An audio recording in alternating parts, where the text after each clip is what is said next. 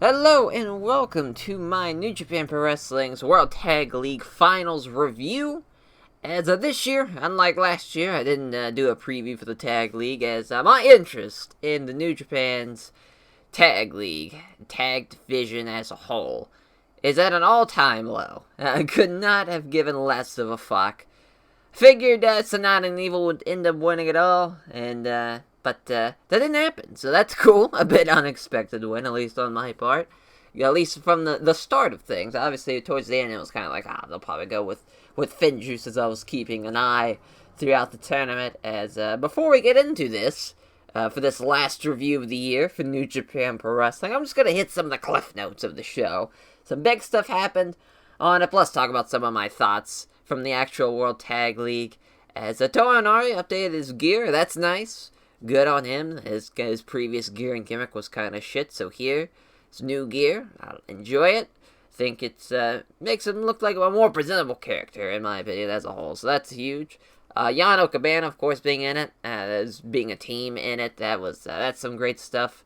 As the updated format, them adding more matches from last year back up to 16 teams, but adding where two teams being off for a show, that was nice to at least see, so at least they're trying to figure something out, but still, it's so much stuff. There's so many tag teams in there, it's just tough.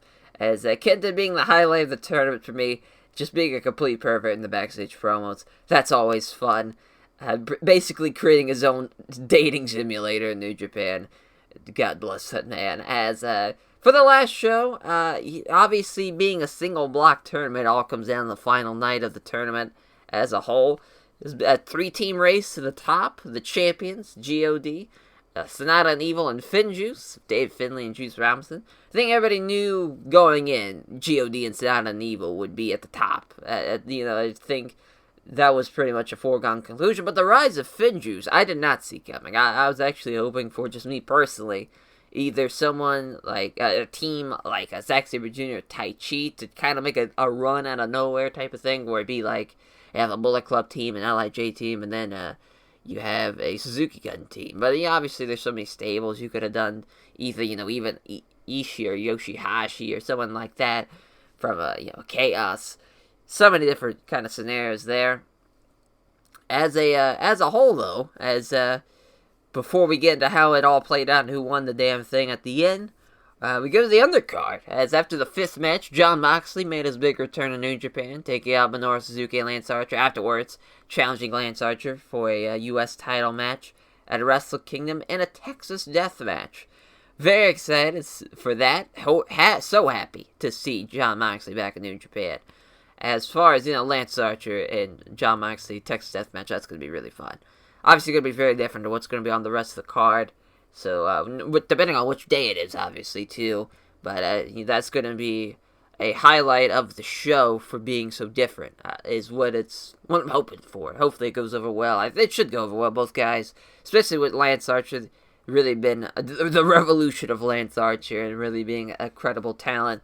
Him and Jon Moxley brawling over the Tokyo Dome should be a lot of fun, as after the next match, the 6th match at the end of the 6-man tag, Dragon Lee showed up and challenged Jushin Thunder Liger to what will be one of his final matches, obviously depending on how the card plays out, as he's now being called Ryu Lee due to CMLL still owning the rights to Dragon Lee. Ryu means dragon in Japanese, so that's literally a perfect name change. Good on you, New Japan. Think smarter, not harder. I love Dragon Lee, so that's, again, happy to see him back. Obviously, too, they're going to do Ryu Lee and Hiromu Takahashi at some point in 2020 afterwards, so get ready for that. I'm sure within minutes of the match they'll do a Dragon Driver, as that's just a very lucha thing to do. If someone gets hurt in a move during a match, hitting a crazy move, 9 times out of 10, Lucha's just like, we gotta get the fear out of it. We just gotta do it. We gotta hit it real quick into the match when no one's tired and kind of get over the fear of it. So get ready for that. Get ready to see another Dragon Driver in 2020 being done on Hiromu Takahashi. As with the standings going into this night, the final night here, GOD would have had to win their match against Ishii and Yoshihashi to have won, and there being the next match, match 7 here, and they did not. So now it's all down to the main event. FinJuice versus Evil and Sonata. Whoever wins the New Japan World Tag League. Makes sense. And FinJuice gets the win. They are the 2019 World Tag League winners. How about that? Two Gaijin Dojo kids winning a tag league. That's cool. As I would have guessed, Evil and Sonata, as them and LIJ have traded the World Tag League every other year now. With GOD winning in 2016, 2017 being Evil Sonata, and then 2018 back to GOD. You figured the pattern would have kept going. Evil Sonata was one, but we get a little swerve of it, and we get FinJuice in there for the 2019 World Tag League.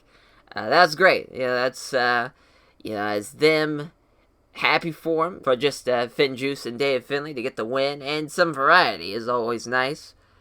As that will do it for my review of the World Tag League. Just another year of covering New Japan on the channel is in the books. As for the rest of 2019, we close out with the 2019 Marvelous Awards. Yes, my favorite time of the year, where I get to talk about all of Japanese Pro Wrestling, celebration at Japanese Pro Wrestling of 2019, the Marvelous Awards. I thoroughly enjoyed the first one last year. I'm very excited for this year's. Plus, with it being the end of the decade, I got a couple of talking points and awards about the scope of the decade as well. So that's going to be a lot of fun. As, what a year for Japanese pro wrestling. Really, the rise of New Japan just becoming the top promotion of, of the decade. Maybe towards the end, maybe, all Japan scrapping back. Noah's scrapping back a 5,000 fucking attendance show. They're bouncing back. But, obviously, New Japan is still kind of a foregone conclusion as the top promotion of Japan right now, of the decade and whatnot. But, it's a new decade coming up, and maybe we'll see someone at least make it a little closer battle with New Japan. We shall see.